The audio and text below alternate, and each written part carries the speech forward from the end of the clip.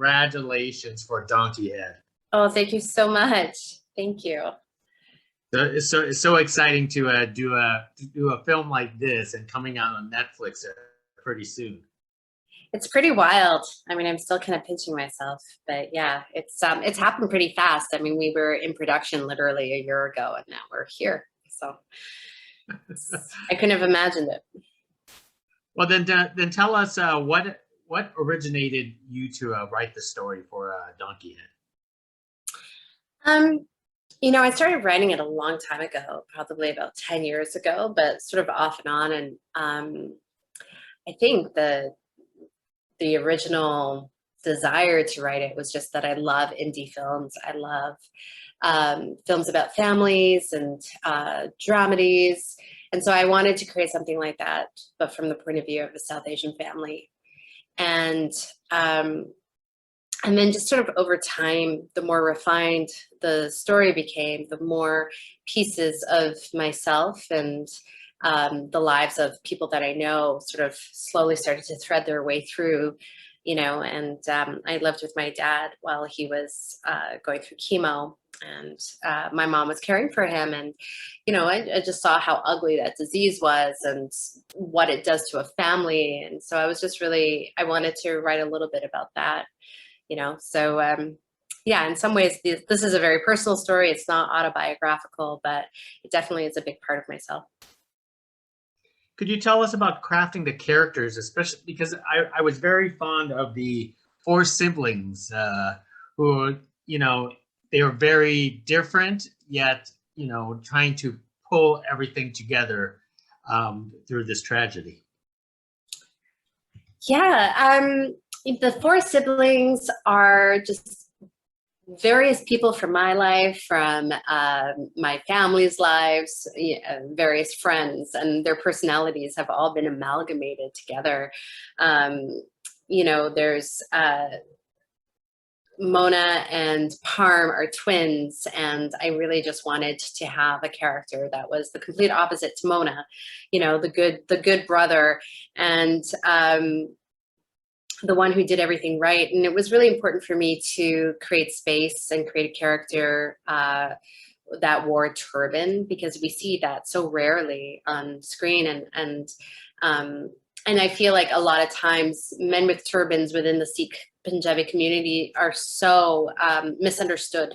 You know, I have a lot of men in my family and in my life who wear turbans, and, you know, generally speaking, they are considered to be the world thinks of them as like very strict, very pious people, but, you know, really the reality is they're all across the board in terms of who they are, which is there are womanizers, there are people who are, you know, that they don't really, they believe in the culture, but they don't believe in God, or they're gay or whatever. And so I really wanted to create a character that sort of had all of those complex feelings.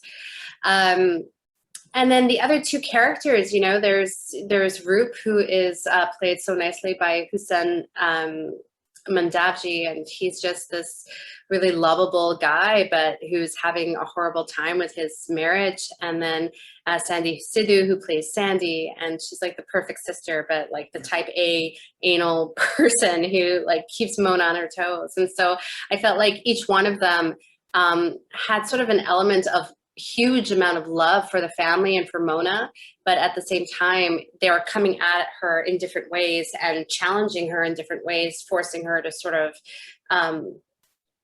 you know, have to really recognize what is happening in her life, because she's trying to hide. You know, she doesn't want to change. She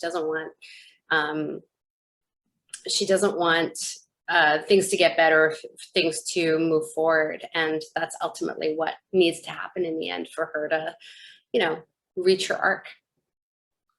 Why do you suppose we don't see more of these type of you know, South family Asian stories? I mean, like you said, you know, a lot of people think, you know, South Asians characterized as a typical stereotype, but this here humanizes South Asian families. Yeah, it definitely does humanize them. I mean, I think the reality is we just don't have enough people writing the stories, you know. And of course, we don't have enough people funding these stories, and we don't have enough people creating the space so that they get seen. I got incredibly lucky that, you know, Ava and Array just have this platform. They have like a political mandate with what they're doing with their company, and to be aligned with them is such a joy, and it's so inspiring as well, to know that my film is going to get seen, that people are going to be able to recognize themselves in these characters, is really, I think, a turning point as well for South Asian cinema. I love your lead character that you played, Mona. It's because, you know, she is very typical, and she's a person that you probably will meet on the streets. It's not a doctor or a lawyer or engineer. You know, could you tell her more about that? And you kind of hinted that it's almost like you, right? Well, she's the part that I hide very, very well. Yeah, I love her because she's so flawed. She's so hopelessly flawed, and yet at the same time, she doesn't really care so much that she's flawed. You know, she's just living her life. I think she's very relatable, and I think there's a little piece of Mona in everybody. I'm highly functional, but I definitely have my Mona moments and tendencies and stuff. And I think even though she's incredibly flawed, she's so honest, you know, and her intentions are good, you know, and so you can't hate her for that. Mm-hmm.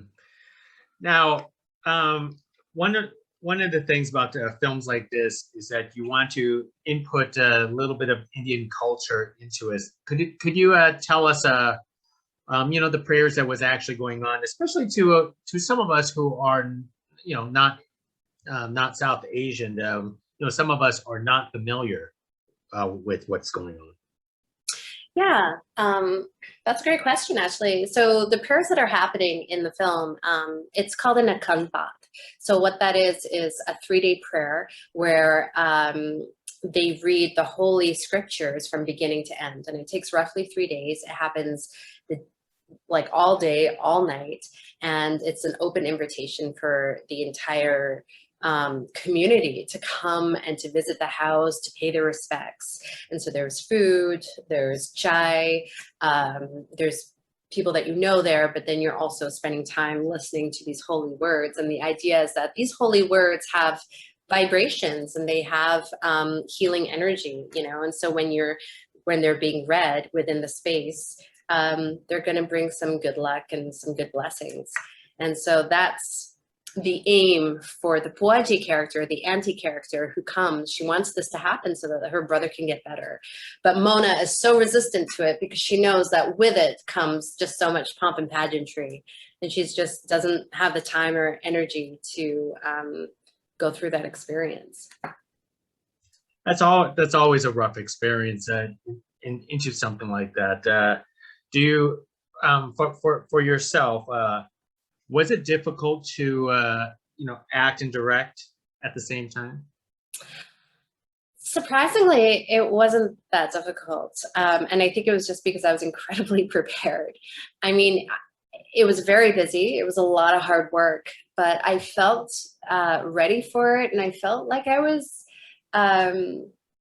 incredibly capable of it as well. I mean, I've been acting for a really long time, like about 17 years now. And so I feel like as an actor, I know exactly what I'm doing. I trust this machine. I was very prepared. I knew Mona inside and out. As a director, I was just incredibly prepared. I worked every day for months and months with my DP, just really honing down exactly what the scenes are about, what it is that I wanted. I knew everything that my production manager, Marianne Wehack, was doing, and why, you know, why we chose what we chose. So I felt very, very prepared walking into this. Well, it's very pleasant film to actually watch. Thank you very much for speaking to us about Donkeyhead, and hopefully you kept that mask somewhere. It's in storage, but I do have it. Yeah, thank you so much for taking the time. Hey, not a problem. Hopefully I get to talk to you on your next project. Thank you.